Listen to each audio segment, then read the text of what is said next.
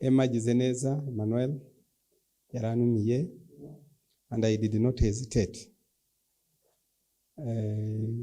Ni by'agaciro kuri jye kuba mwaratoranyije jewe kuba mwangenera uyu mwanya.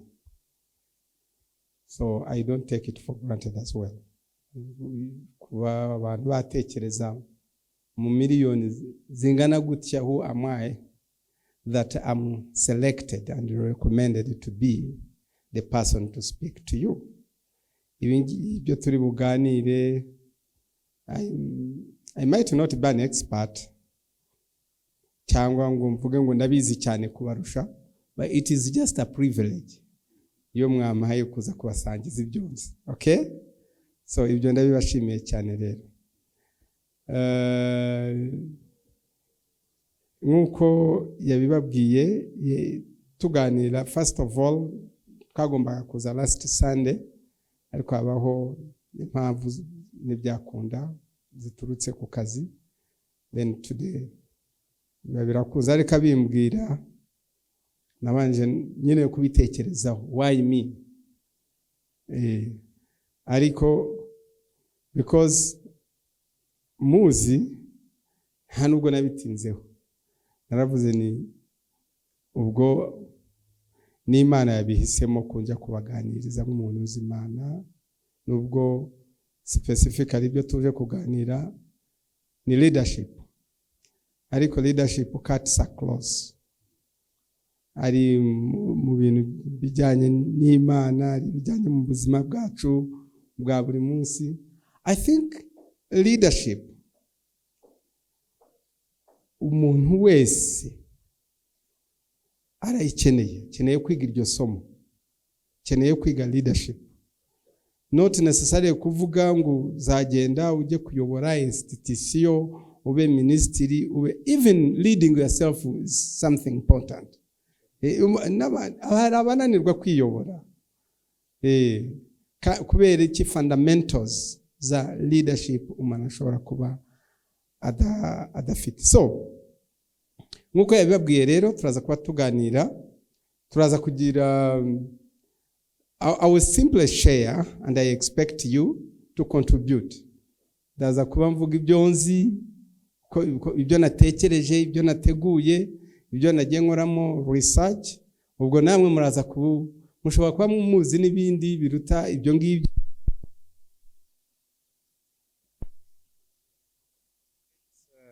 Some ideas and wisdom from you. So, leadership in digital era, cyangwa digital age, leadership for results. Imiyoborere izana impinduka nkuko mwabivuze. Emma naramubajije, should I use English? Arambwira ati, if you prepared the slides in English and you speak Kinyarwanda, that would be okay with us. Sibyo, ubwo ndaza kugenda mbivanga. Harimo za terime z'icyongereza wenda zinagora no kuzishyira mu Kinyarwanda. Nka leadership for results, sinzi niba mu by'ukuri bisobanuye imiyoborere izana impinduka cyangwa imiyoborere y'impinduka. So ubwo ko byaba bimeze kose, harimo impinduka, harimo no kuyobora. Okay? Hanyuma muri digital era cyangwa digital age, muri iki gihe noneho mu gihe cy'ikorana buhanga, ubwo harimo ibintu bitatu, harimo results, hakabamo leadership, hakabamo na digital age. Nibyo bintu bitatu birimo, ariko ikibihatse byose ni imiyoborere cyangwa leadership. Now, leadership buri muntu wese arayivuga, biroroshye kuyivuga twese. When you talk about leadership, everyone understands what we are saying. Abazi icyo uvuze, ariko ntabwo abazi icyo uvuze in depth. ayumva ni leadership. Uzahura n'umuntu akubwire I'm a leader, fantastic. Ariko tuba dukwiriye no kumenya noneho kwinjira cyane, what does it mean? Karibu abaza turabakira, turabakiriye rwose. Now hari umuntu witwa Pai Ani muri 2005 yakosomye mu gitabo cyanditswe na Dublin. Asanga Dublin muri gitabo cye cya muri 2000 yaravuze ko leadership ifite za definisiyo zigera ku bihumbi 35. So it is interesting. So Anpai yaravuze ati igitabo cyo nasomye cy'umuntu witwa Dublin cyo muri 2000 yavuze ngo leadership ifite definition ya 35,000, okay? 35,000 definitions. So ubwo rero ifite ikivuze n'iki rero. Ikivuze nuko different people bafite uko bumva, abantu batandukanye bafite uko bumva leadership, bafite uko bayishyira mu bikorwa, bayobora bakoresheje styles zitandukanye. Actually someone wrote ngo it is easier to have a leader with his leadership styles than adjusting the situation to meet the styles of that leader. Biroroshye kugira umuyobozi ufite leadership styles kuruta kwa adjustinga situation ngo zishobore kujyana na leadership styles z'uwo muntu. And it is true. Ni nayo mpamvu abantu bashobora kuba bana defining leadership mu buryo butandukanye. So ndaza kwibanda kuri some definitions nanjye nakozemo research. Hari abantu bagiye bandika kuri leadership babahanga cyane, twita leadership guru.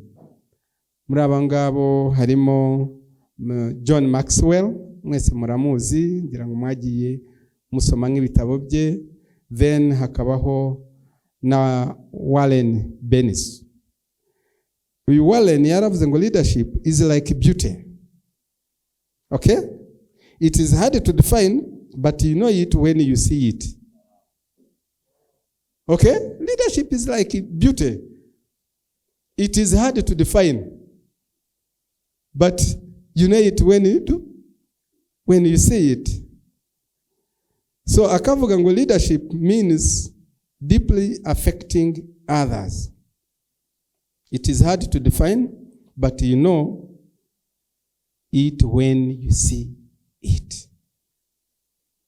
Bishobora kukugora, ushobora kugenda ukasanga umulida afite ibintu akora bifite impact, ariko umuntu yagusubaza ngo wabidusobanurira neza ibyo akora n'ukuntu yabikoze, bikakugora kubisobanura. Akavuga ngo kanaka n'umuyobozi mwiza cyane, bakubwira ngo dusobanurire uko ari umuyobozi mwiza, bikakugora uburyo ushobora kuba wabisobanura. So leadership, I like this definition ya Warren. It is like beauty. Ariko remember, beauty, hariho n'undi wavuze ngo beauty lies in the hands of beholder. Okay? So ni nayo mpamvu hari ushobora kuvuga ngo kanaka ni mwiza cyane, undi akavuga ati jewe nta bwiza bwe mbona. Siko bigenda. Yes. So leadership ni iyo ngiyo, ariko hari aho abantu bagera bakagira nibura ibyo bemeranywaho. Ku muntu uvuga ati kanaka afite ubuyobozi.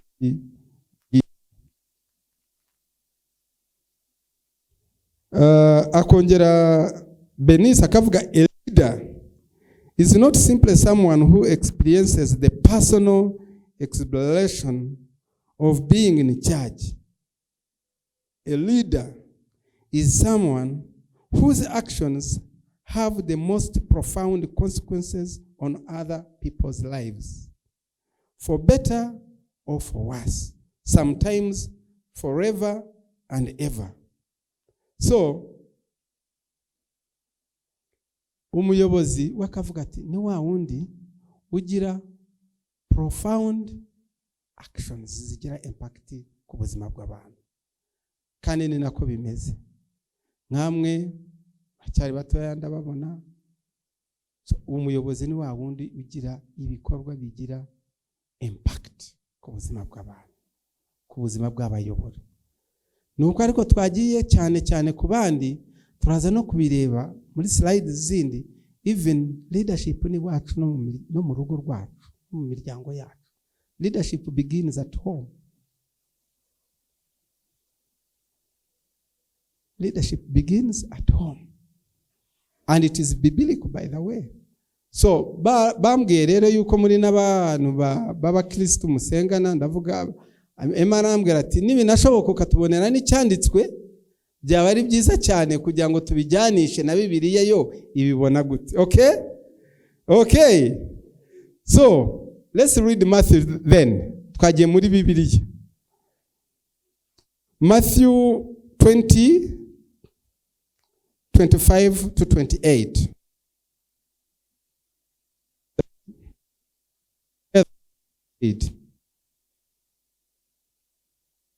Gentiles lord it over them. Okay? Their high officials exercise authority over them. Not so with you.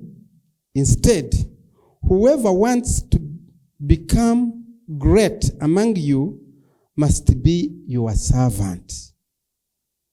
That is leadership. Whoever wants to be great among you must be. Ubwo Yesu yayahuye n'intumwa ze 12. Okay? Hanyuma atangira kubabwira rulers of the Gentiles be exerting a pressure over them. Kuba bashinzwe. But it shouldn't be among you. Instead, you should be the servant. Okay? Then we continue. 7.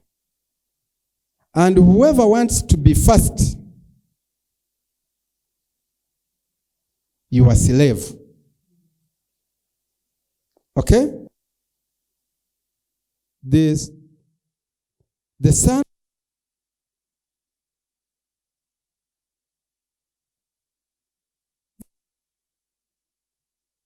Amen. Siko byagenze?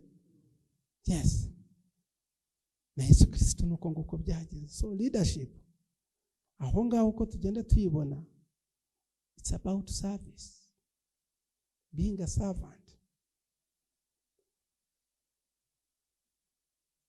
Hariho abandi bya bindi byo twavugaga kudefining leadership. Hariho uzi yuko leadership ariko akundi ukagenda ukaba igihangange, abantu bakagutinya, wakwinjira abantu bigacika. But for you, ukiri n'abatoya, leadership is about service. It's an opportunity for you to serve. Once wahawe that opportunity to serve, you have to be a servant leader. Yes. You have to be a servant leader. You don't have to exert pressure. This is biblical. Ni ijambo ry'Imana. Riratubwira riti abami b'aba Gentiles bo exerting a pressure, authority over their people, but it should not be among you. Instead, you should be their servant. That is biblical. As leaders, icyo twebwe iyo twahawe inshingano, icyo tuba dukwiriye gukora, wherever we are, we need to be servants. We need to be servants. So, ahangaha, leadership is serving others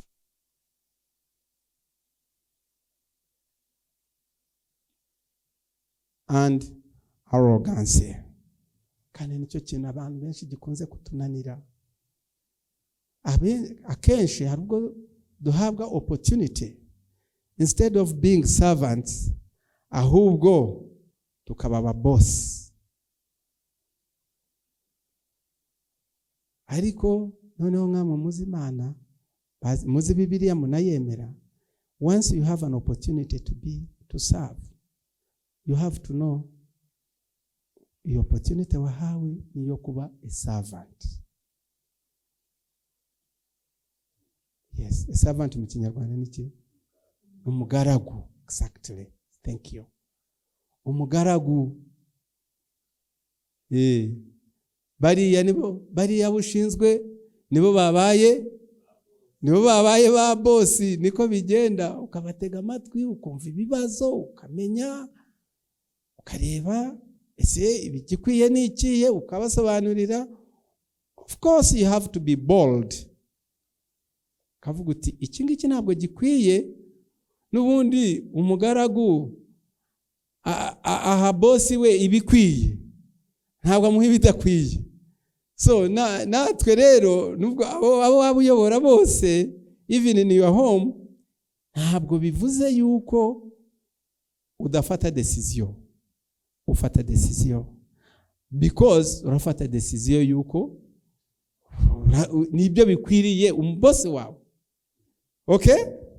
So John Maxwell, we yaravuze ngo successful person finds the right place for himself. Okay? Get that clearly. A successful person finds the right place for himself. Successful leader, the right place, others. Do you get the difference? Yes. A successful person finds what? Finds the right place for himself. You want the right place? The successful person finds the right place for himself. But a successful leader finds the right place for others. That is John Maxwell. Nukuvuga rero, leadership yatuvuga is about serving. Ukareba umwanya ukwiriye abandi. Waza ngaha you are a leader. Ese hano harakwiye abantu bakwiriye kuba bajya. Should my people, you are a leader? Yes. You call them your boss. What you do, you go ahead with that opportunity, ariko you call them your boss. Babandi harakwiye bajya gufungura, mwajya gufungura, hari ahantu ugenda bajya gufungura ugasanga bateguye ibintu byiza cyane byabayo, hanyuma n'ibindi bitandukanye. No, that's wrong. A successful leader finds the right meal for others, not for himself.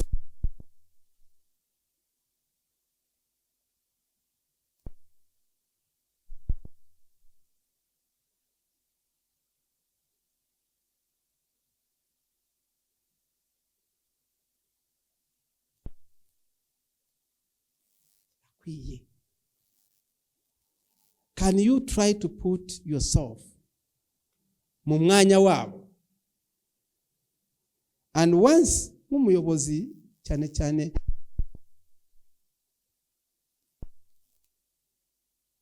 ufata ibyemezo, icyambere iyo ugiye gufata icyemezo uba ukwiriye kubanza ugahagarara muri uwo mwanya ukavuga ngo suppose the decision I'm going to take is taken ari wowe kireba bajya gufatira, would you be comfortable? So buri gihe mwewe mukiri bato ugize the opportunity muri leadership positions zari zo zose, ugiye gufata icyemezo ujye ubanza utekereze iki cyemezo ari gihe ugifatiwe, would you be happy? If you would be happy, take the decision. Ari wowe ugifatiwe icyo cyemezo, ni ukuvuga kiba kiri fair, kiba kiri just, uko nguko. Okay, I'm going to move very fast. So ubwo uruhare rw'ubuyobozi ni uruhe? One, rw'ubuyobozi is kuko ubwo nyuma yo kubona izo definition nkuko tugiye tuzumva, ubwo uruhare rw'ubuyobozi ni uruhe? It's about influencing or motivating others to contribute to the organization's success or results. Umuyobozi nyawe, you influence, you motivate. You influence, not exerting pressure. Okay? Ariko icyo ukora, you motivate them. You explain to them. You get their buy-in. Nicyo umuyobozi, nirwo ruhare rw'umuyobozi. Just motivate the team.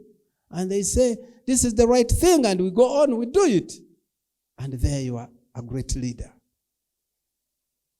It's about influencing others. It's about motivating them. Then another thing, a good leader affects others around him or her and influences their happiness. Buriya aho waba uri hose, make sure influence happiness y'abandi abushinzwe. Ntabwo ushobora kugera kuri resulta the team babandi bushinzwe mukorana, who should be nk'ikipe, iyo utinfluence ko bagira happiness. Of course they want to be motivated. So you should, as a leader, abakwiriye buri gihe ku influencing happiness. Cyakora cyose kareba yuko harimo bizana happiness, akareba yuko bizana emotions.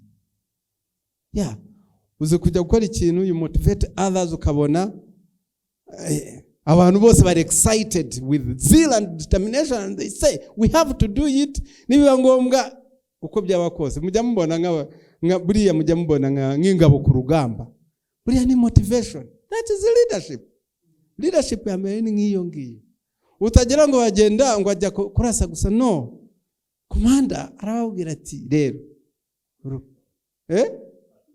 matunda yiko mbere, sasa urugamba nukunguko ruteye kandi ntabwo tujya dutsindwa. Ndiyo muri tayari, turi tayari. Hari ufite ikibazo, ntawe rwose afana, ibintu bimeze neza. Turatsindwa cyangwa turatsinda, nta gutsindwa kubaho, twe turatsinda. You have motivated them, you have even wageze no kuri emotions zabo, and then you go. That is leadership. You have to make sure you work on minds, you work on emotions. Naho ubundi ushobora kugenda ugasanga ingabo igihumbi zikubiswe n'ingabo 100 ziri motivated, zikabacanganyikisha completely. Kandi ngira ngo mujya mukurikirana iby'isi yose bibaho, siko bimeze se. It's about leadership, it's about emotions. The leaders baba nazanga bazazifite. So nk'umuyobozi rero, what you have to do, make sure that abuyobora, okay, make sure nk'umuyobozi ko abuyobora influence the emotions zabo, ukabasobanurira ikigiye gukorwa, ukabasobanurira impamvu kigomba gukorwa, ukabereka ingaruka kibafitiye, gifitiye igihugu, gifite organization, ubwo ngubwo niba ari organization mukorana kibafitiye akamaro mwese kandi nabo bagaparticipating. Ibintu nuko nguko nibyo tubirora bikora. Yes, hari ikibura turumva ari ibyo ngibyo, turi kumwe tayari, ubwo ngubwo that is a leadership. There's happiness, zeal. Ibyo ngibyo bifite you are. Then ikindi,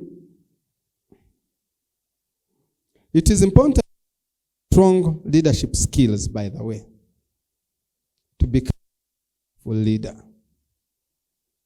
Nashimye yuko mwebwe bambwiye yuko mumaze igihe kinini muhura, abantu bize muri kaminuza mwashyizeho uburyo bwanyu bwo kujya muhura muganira, mwiyibutsa, mwiyungura ubwenge ku ngingo, ku topics zitandukanye, ari zijyanye na finance, ari zijyanye na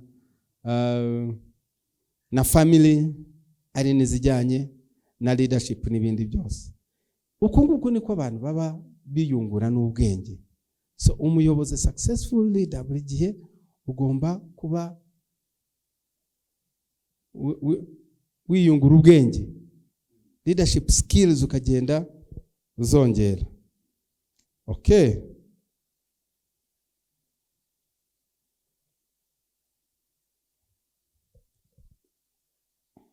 So my question now, where is leadership exercised? Ngibyo byose byo tuvuze, ubwo leadership be exercised here. Where do we find the leadership exercised? Yes? Everywhere. Everywhere, like where? Like home. Very good. Thank you. What's your name? Gilbert. Okay. You prefer calling you Gilbert? Okay, Gilbert. It's Ernest Gilbert. So it is exercised at home. Someone else?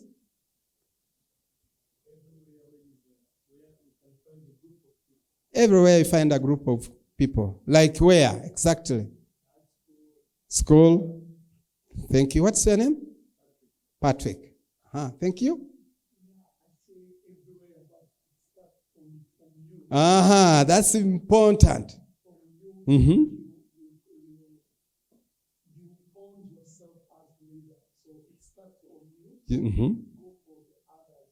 Okay. What's your name, sorry? Francois. Okay. Francois.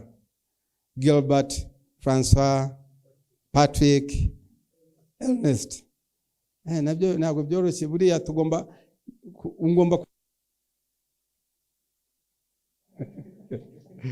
Okay, can you stand up? Yes. So far aho tugeze ubu ngubu utuvuze ngo dusoreje ahanga watahari.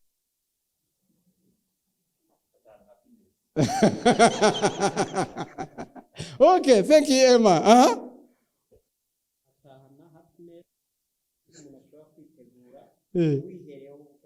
Okay.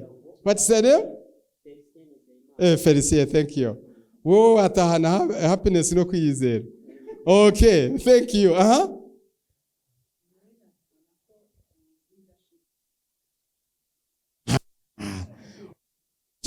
Listo uravuga uti jewe ibyo uko ibindi nuko byagenda, but leadership is like it's you can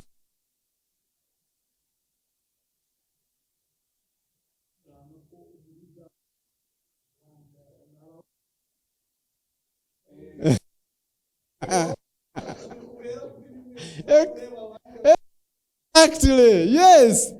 Right then, our brother.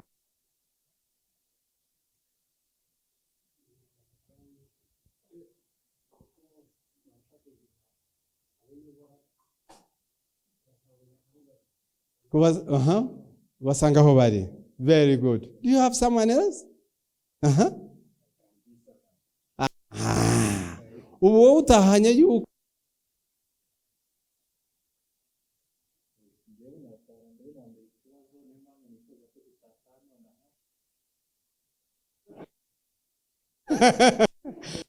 ariko thank you.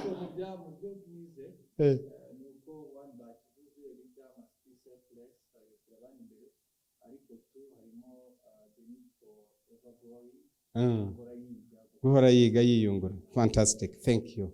Thank you very much. Mwakwicarira. Thank you.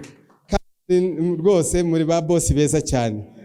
Uzi guhagurutsa aba boss bakemera bagahagarara. Ubwo niyo mwangana za kuvuga ni kambayeho. Thank you. Ariko nubundi ntabwo ari byiza ko abantu bicara igihe kinini cyane iyo biga. Okay. Now, where ahambere ho tubona home mu rugo. Icyambere kadusome yanditswe kiri muri 1 Timothy chapter 3 verse 5.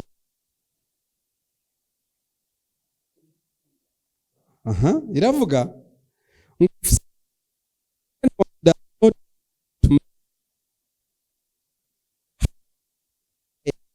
God is the church. Okay? So leadership begins at home. If you cannot take care of your own family, how can you? How can you be in charge of God's church? It's solid? Cyaha. Ubwo nuko twari tuvuze ku rusengero, ubwo kubera yuko twari turifarinze muri Bibiliya. Ariko noneho niba umuntu udashobora kuyobora iwawe, ni gute wayobora abaturage? Ni gute wayobora organization ikaba successful? Okay? So leadership begins at home.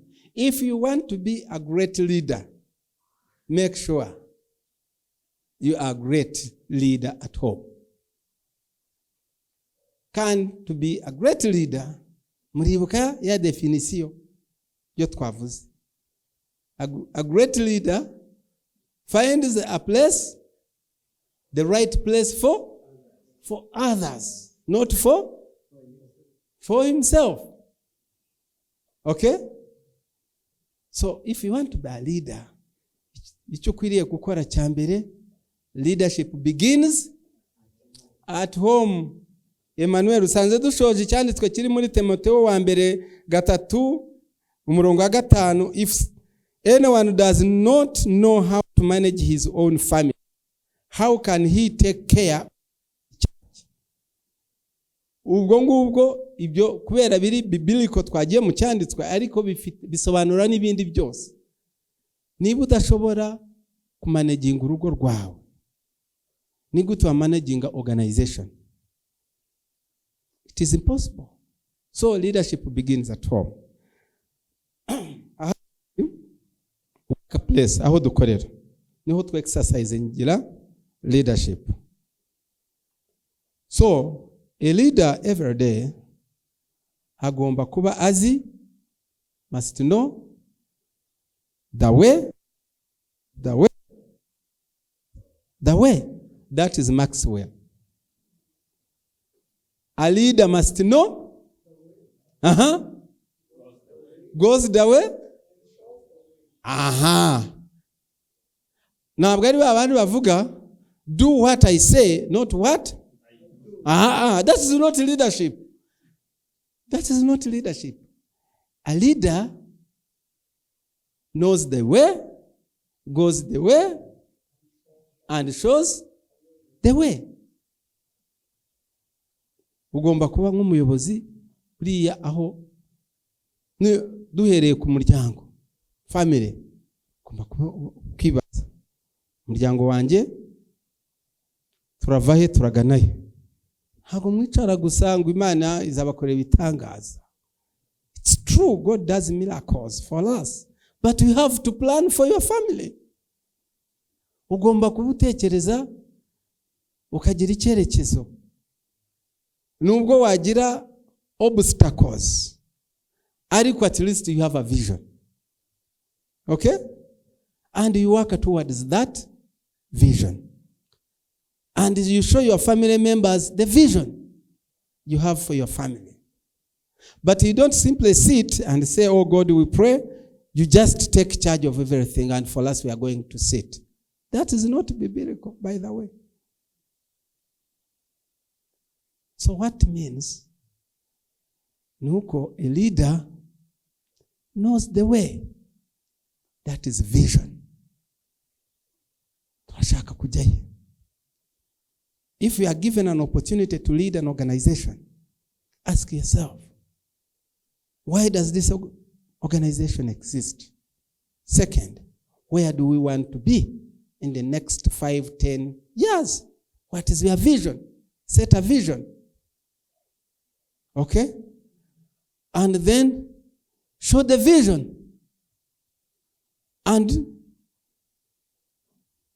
you walk the vision. Katanya kugendera muri iyo vision. Then ahandi aho ubwo ni kuri workplace wenda muri community still. That's where we exercise leadership. In the community. Purposely to stimulate participation y'abaturage. Ariko gakora hahandi murayibuka aho twatangiriye emotions, happiness, zeal. Yeah. Ugo utabishize mu baturage ngo bashobore uyobora umudugudu, uyobora isibo, uyobora akagari, whatever. Ugomba kuvugana nabo bakakubonamo yuko a leader arabona aho tushaka kugana. Kandi ugomba kubabwira ibintu bibafitiye akamaro. Ubabwira ibintu bibafitiye akamaro nabo bakaba babona, then bikatangira ku affectinga emotions zabo. And stimulate their happiness and excitement. Ubwo bazaza bagukurikire. Sibyo? Sibyo? Yes. Mujya mubona nyakubahwa Perezida wa Repubulika, abaturage ukuntu bamukunda. Bose bavuga bati uzadusura natwe turagushaka hana. Why? Kuko ibyo akora biba bijyana, ibyo ababwira bijyana n'ibyo n'ubuzima bwabo. Kandi bakabona he's very passionate about them. So a leader should be passionate. Kubushinzwe. Be a servant and be passionate. Bakubone nubwo waba utabishoboye kubigeraho mufite byinshi, baba babibona. Ariko baba babona nta kindi nibyo ngibyo, nta kundi nuko nguko bigomba kumera. Ariko baba babona yuko you are committed, you have zeal, you have determination. So ibyo ngibyo rero as a leader muri aho tuba turi hose, workplace, our home, community, that's where we exercise leadership. So tujye tubizirikana. Okay? When I say okay, you say all right. Okay? Okay. Aha. Q. Nibyo nasomye muri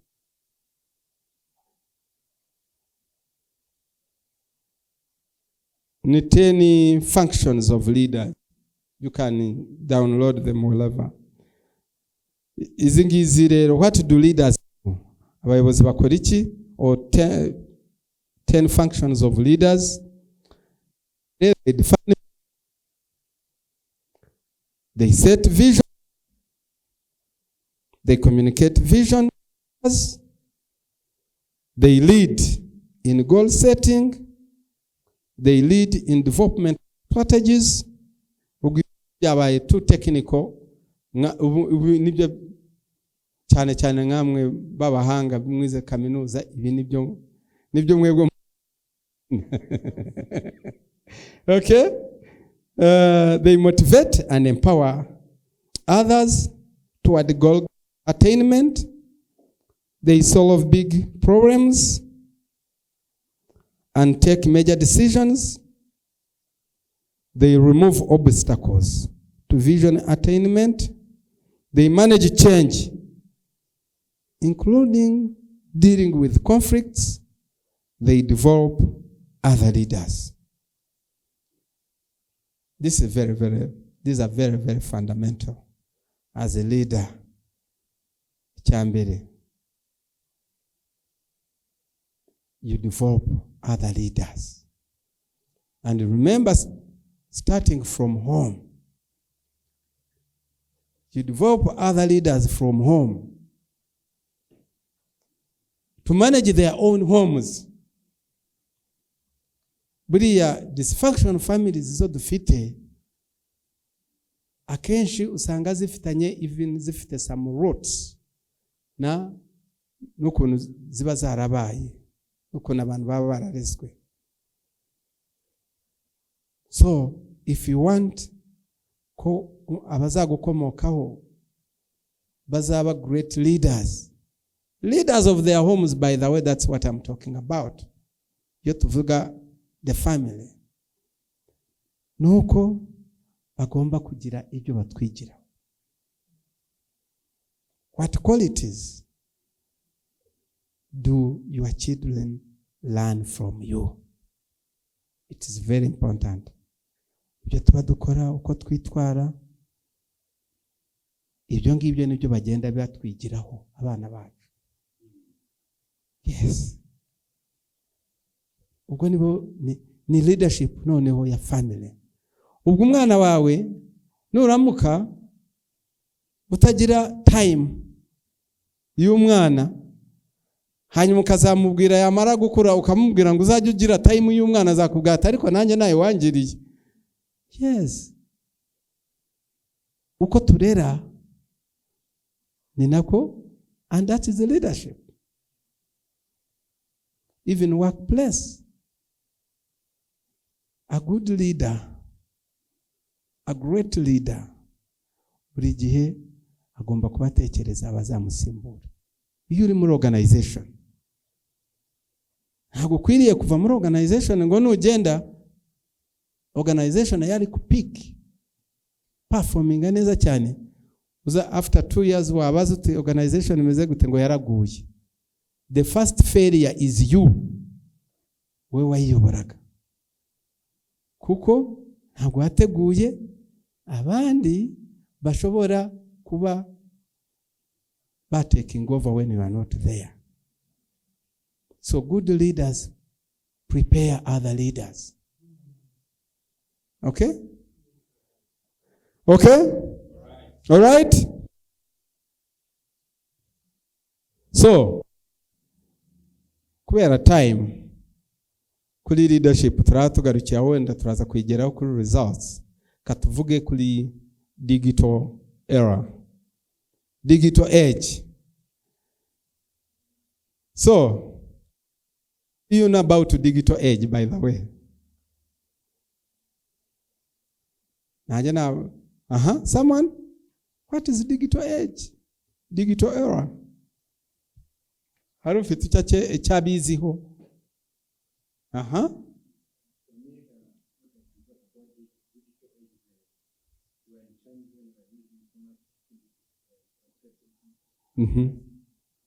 ICT. Yeah, okay. Very good. Okay.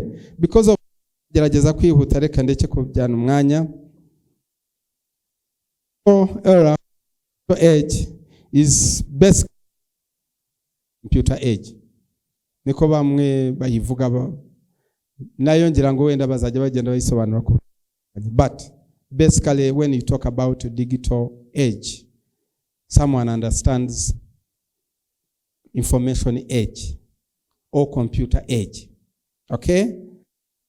When you go to dictionary, Cambridge, ngombwa ko ndeba ese isobanuro ya dictionnaire baravuga ko the present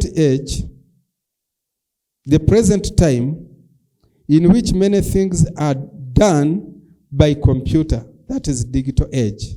Okay. It is the present time in which many things are done by the computer and large amounts of information are available because of computer technology. Then according to the platform, there are over 2.6 billion Facebook, okay, 1 billion Instagram, 330 million Twitter users in 2020. Okay? So iravuga ngo iyi statista iravuga ngo users ba Facebook ni 2.6 billion. Then Instagram ikabiriho 1 billion. Then Twitter ikabiriho miliyoni 330 users. That is new technology time, information age.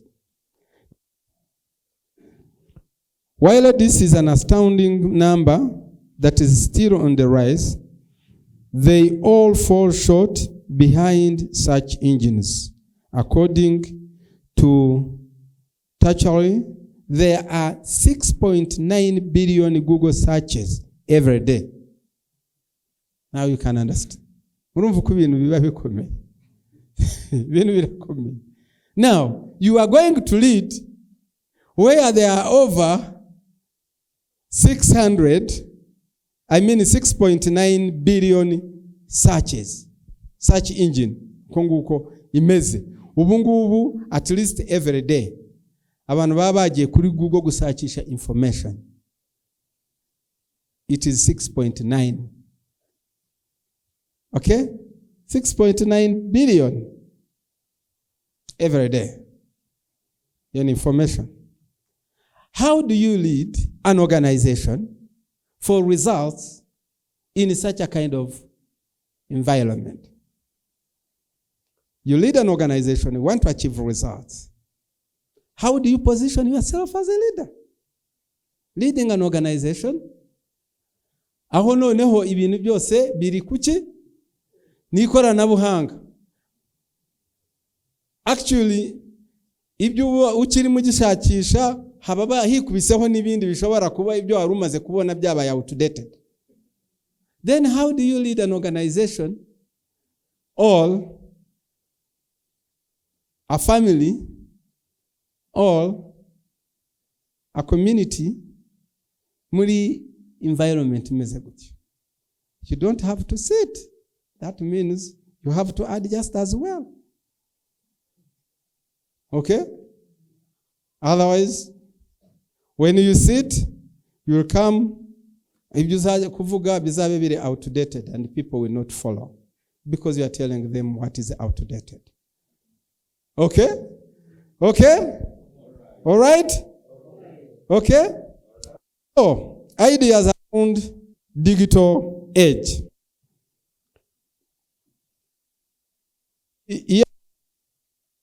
Come more filled and enjoy their lives. Yabantu babajije digital age. They tell you that we are or we will be prosperous. We are fulfilled. Abantu barishimye. Iyo ushobora kugenda hari umuntu ushobora kujya kuri social media since kuva mu gitondo umunsi ukarenga akiriho namenye ko amasaha yagiye akaba so excited akaba exhausted akumva nta kindi akeneye usibye kuryama akaruhuka aba yabaye so fulfilled.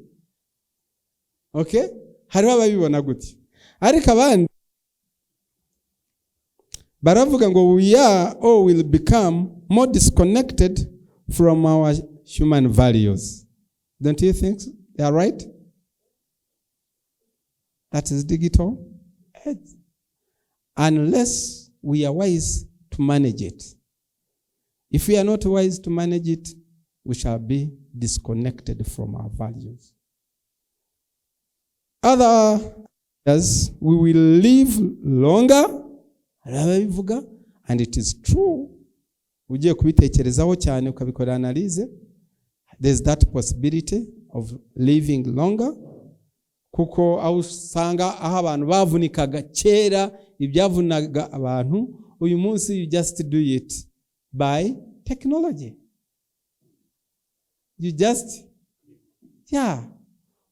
You you press a button and everything is done. Okay? Naho kera yagombaga icyo wakoze mu munota umwe cyangwa ibiri yagombaga kukimaraho iminsi nk'icumi struggling. So that's why someone here can say we may live longer, better, healthier, but on the more lonely and depressed than ever.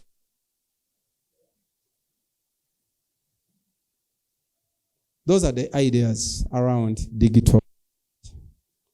Okay, how do you see? Oh, do you see pictures on the slides you have? What do you see? Stand up. Konje duhagarare.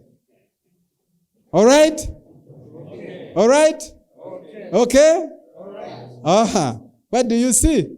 Kuri the slides. Uh-huh. Mm-hmm.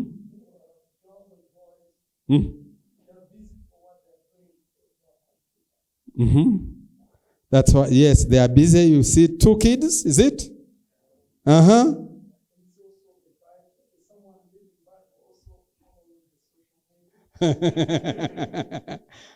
How do you see? You see this person? Yeah. Is it reality? Is it true? Does it happen in our churches? Does it happen in our places of work? Does it happen in our meetings? Yeah, you go there. Wowe ukagenda ukajya imbere y'abantu ukavuga ukavuze ngo barakumva naho bo bibereye kuri Twitter cyangwa Facebook or whatever. How about the family you see?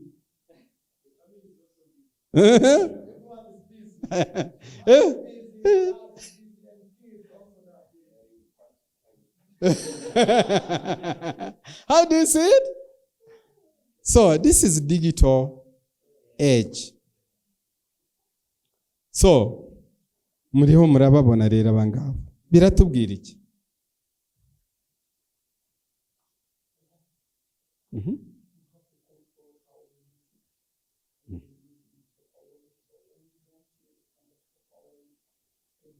Does it happen to you? Do you have a family? Mm-hmm. When you are busy, when you are when you are taking dinner lunch together, where do you put your telephones?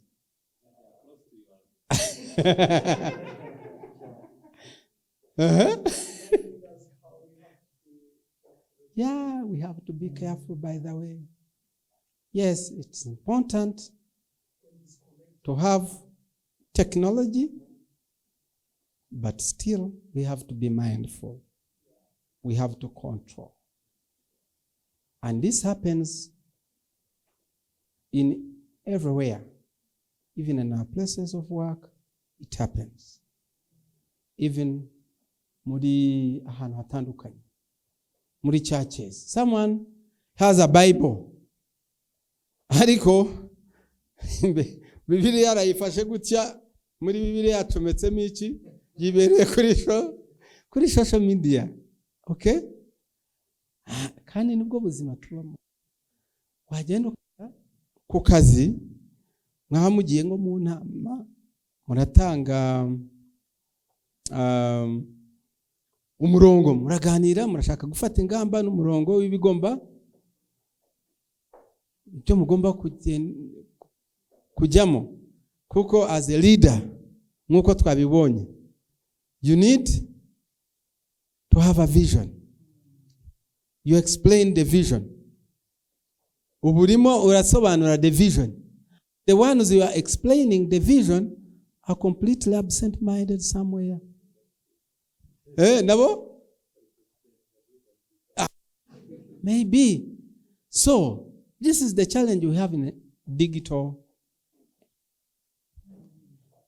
How do you bring everyone on board, achieve results without affecting their emotions?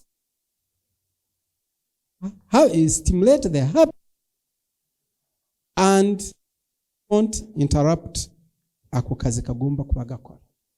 Aho ngaho rero niho umuyobozi azira. Kandi utabakomerekeje ukabibabwira neza, ukabayobora ukavuga ibi, ariko twaganira tukagira ibyo twemeranya ko tubona tuzajya tugira interruptions iyo turi mu nama. Buri icyadufasha ni icyaze leader. Someone akavuga ngo ariko telefone tuzajya tuzisiga mu gihe tuje mu nama, okay? Kandi kivuye mu bandi. Telefone tujya tuzisiga ahubwo tugira inama ngufi. Okay? Aho kugira ngo tugire inama y'amasaha 5, tugira inama y'isaha cyangwa iminota 30. Ariko telefone tuzisige. Iyo bikoze gutyo mukabyemeranya bikaba ari ground rules zanyu, it is superb, everyone is happy. Mukabikora, ariko nk'umuyobozi rero ukabuzi yuko amasaha niba ari iminota 30 ni iminota 30. Don't take an hour, don't take 2 hours. Bashobora kubyubahiriza, ariko bamwe baje aho ngaho batekereza yuko nyuma y'isaha wenda batanze appointment yuko nyuma ya cyagihe arimo aravuga araza kujya muri gahunda ze zindi yaragomba kujyamo. Wowe nutangira ukarenza cyagihe azakubahiriza physical abaraho, ariko mind is somewhere else. So the leader is failing because you are speaking to someone who is not with you, whose minds are completely somewhere else. You get it? So as leaders tuba dukwiriye rero kureba how do we motivate abo dukorana to take decisions together muri situation you tuba turimo. Okay, you can have your seats. Okay. Okay? All right? Okay, digital era drawbacks. Ibintu byo dukunze kubona muri digital age bishobora kuba binabangamira digital age. Who can read for us? You have the slides on your computer. 1, the spread of yes. Digital age ni nziza, turimo amakuru, ikoranabuhanga n'ibindi byose, ariko habaho n'ibintu byinshi bifite amakuru atariyo. Second, addiction to social media and time wasting. Nk'umuyobozi ibyo ngibyo tuba dukwiriye kubimenya. Third, compromised personal privacy. Mujya mubibona na personal privacy, institutional privacy, secrecy. Amabanga ya institution bugacya mu gitondo byose byagiye hanze. Those are drawbacks za digital age, but still ntabwo zikura, nubwo zaba zihari ntabwo zikurayo ibyiza bya digital age. Icyo wenda dukwiriye kumenya, how do we manage, how do we establish mechanisms zo kugira ngo ziprotecting ibi bibazo bishobora guterwa n'ibihe. Social isolation. Mujya muyibona? Some people are living their life on what? On social media platform. Yes. Facebook, Twitter, WhatsApp, Instagram. Those are drawbacks. Iyo abantu batazimanage neza biba ikibazo. Loss of traditional lifestyle and values. It happens. Development of what? Of more deadly what? Yes, loss of job and information overload. Those are drawbacks. I want us kwihuta. Now, leading for results. Leading for results in the digital age You see leadership? Murabibona? Slides murazibona? Okay. You see results? But there's a process. And the process involves people. And people, kugira ngo results dushobore kuzigeraho muri digital age, of course, tugomba kuba tuzirikana innovations.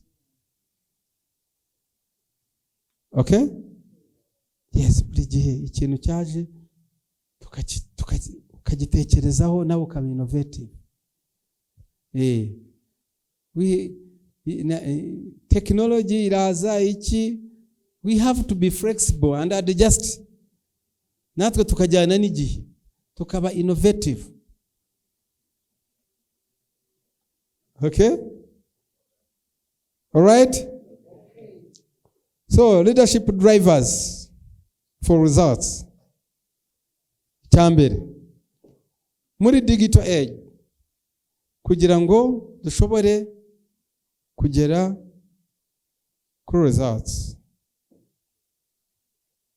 hari leadership drivers zikwiriye kuba ziturimo. Iya mbere, we have to embrace agility and flexibility. Ubushiramanga, ngira ngo agility ni nka mu Kinyarwanda niko nagisobanura. Ukemera yuko niko change ibaho and you face it.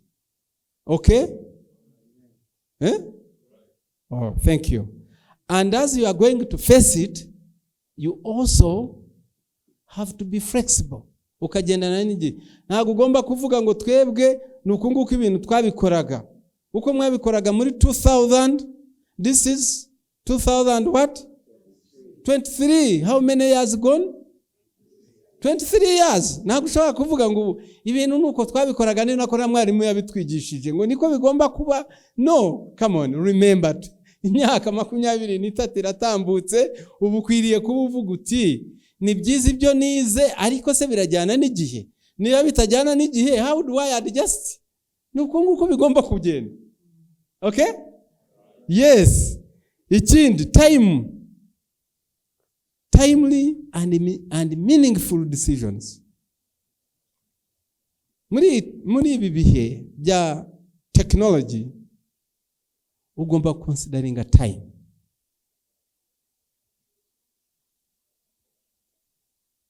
Iyo utinze gufata ibyemezo, ushobora kuzagifata cya cyemezo bakubwiye wagomba kuba warafashe last year, ukagifata uyu munsi kikaba cyabaye outdated. Wowe ukavuga ngo icyemezo cyarafashwe kandi ntabwo byakunze, cyemezo twaragifashe ngo agishyire mu bikorwa cyabananiye. Yes, cyabananiye kugishyira mu bikorwa kuko atinze kugifata. Cyari applicable muri icyo gihe, ubu ngubu cyahindutse. So timely and meaningful decisions zigomba kufata. Those are the drivers of leadership in digital era. Then attitude. Attitude is very, very important. N'abayobozi tugomba kugira attitude. Attitude is very, very important. When I was reading this, attitude ngari, do you know a lion? Inhare. Have you ever imagined why is it the king of the jungle? Why? Is it the biggest animal? Is it the strongest animal? Is it the wisest animal? Why? Niko Imana yayiremye se ngo yihe bigitangaza. Have you ever thought about it? You have never thought about it. But think about it. A lion is not the biggest animal. It is not the wisest animal. It is not the strongest animal. It is not the tallest animal. Ariko, it is the king of the jungle. It is about attitude.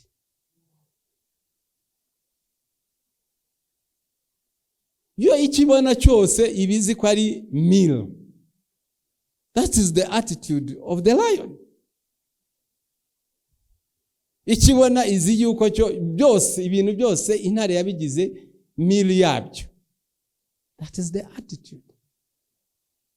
So attitude is very, very critical.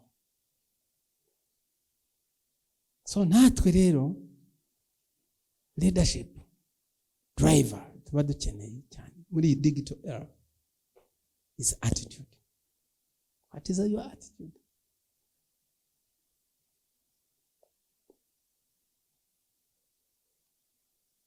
The attitude is that yawe yanjye ukabona ibintu icyo ubona cyambere ukwiriye kuvuga birashoboka.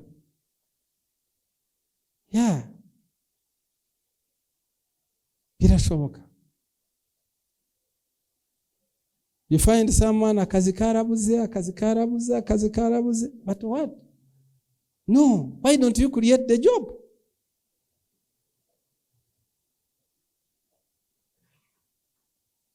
Nirukanse nirwana applying everywhere, I'm giving up. Siko bimeze? It is about attitude. And how flexible we are. It's very, very, ibyo ni ibintu biba bikomeye cyane. So muri digital era, kugira ngo dushobore kugera kuri results, leadership yawe nk'umuyobozi ugomba kugira the right attitude yo kumva yuko bishoboka, yo kumva yuko ntaki ukishyiramo I call it the lion attitude. Ntabwo bivuze ngo 100% bizakunda. Nta nubwo ngira ngo intare icyo ishaka cyose gifata, ariko niyo kiyisize ifata ikindi. Siko bigenda? Yes. Then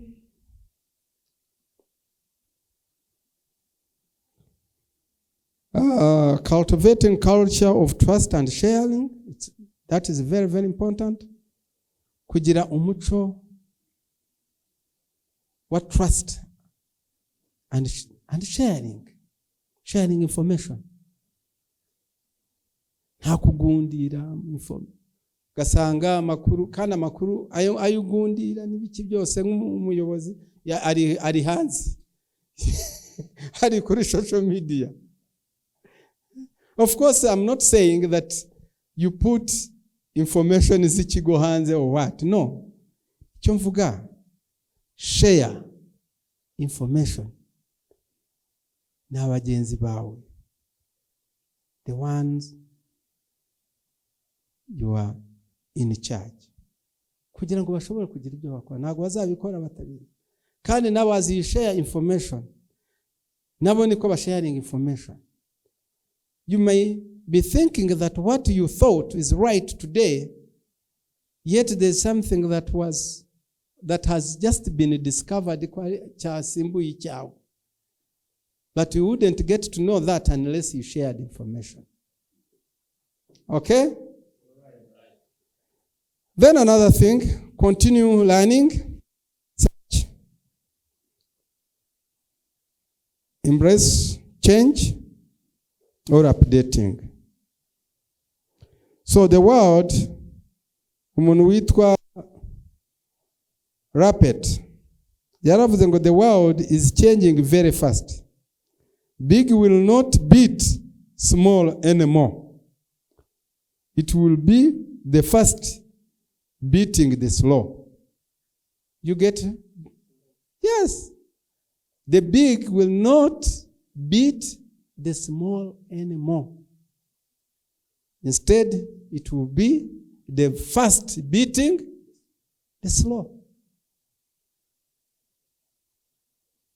Kandi buriya hariho niyo ugiye kureba no mu bihugu no mu karere n'iki buriya wabijyanisha wabitekereza. It is the fast beating the the slow. It's not about big beating. No. It's not big beating the small. No. It's about the fast beating the slow. As a leader, you have to ensure you are fast in this digital era. You have to be fast. So as we conclude, leadership, Maxwell said, everything rises and falls on what? Yes. Everything rises and falls on leadership. Ubuyobozi nibwo bushobora kwica ibintu, ni nabwo bushobora no kubikiza. Then leadership styles zacu, we must lead by example. Abantu bakwiriye kuba bakubona uko ukora, bakabona bakakwigiraho. Niba uvuga uti nimukarye ruswa, bakwiriye kuba babona yuko nta kantu ko gukora ibitari ibyawe rwose, bakavuga bati no mu maraso ye ngira ngo ntabwo nako kantu kanigezemo. Ariko nuhagarara imbere y'abakozi turababwira yuko abo umuntu yabayobora, turababwira twirinde ruswa nimukagire, kandi bakaba bakuzi yuko ufite ukora deals. You are wasting your time. Don't tell them, because they know you're telling them what you don't do. You lead by example. Secondly, iyo turi mu miryango yacu na family, ubwira abana discipline mukwiriye kuba mugira n'ibiki byose, but they see you mom and dad fighting. What values are you teaching them? Okay? So we lead by example. As a leader, share a vision. As a leader, empower. Empower others. As a leader, inspire them. I'm trying to summarize ibyo twagiye tuganira byose. Inspire. As a leader, embrace change and ability.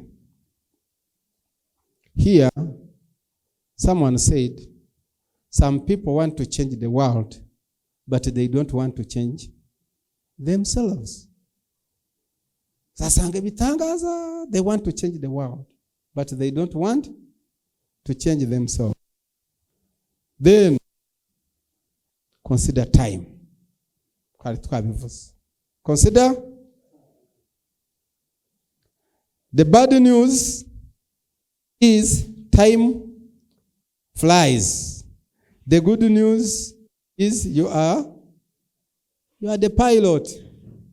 Okay?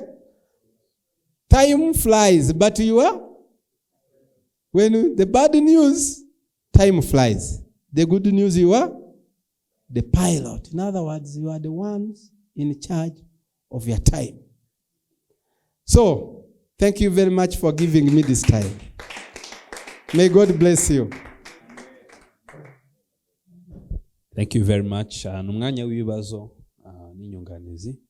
Afite ikibazo yazamura, then tukabaza kwigisha wacu. Over to you. Abafite ikibazo.